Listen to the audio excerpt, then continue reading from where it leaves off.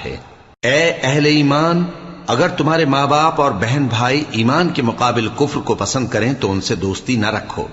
اور جو ان سے دوستی رکھیں گے وہ ظالم ہیں۔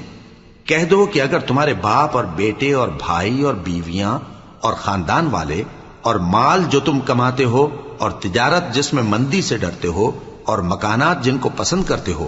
اللہ اور اس کے رسول سے اور اللہ کی راہ میں جہاد کرنے سے تمہیں زیادہ عزیز ہوں تو ٹھہرے رہو یہاں تک کہ اللہ اپنا حکم یعنی عذاب بھیجے،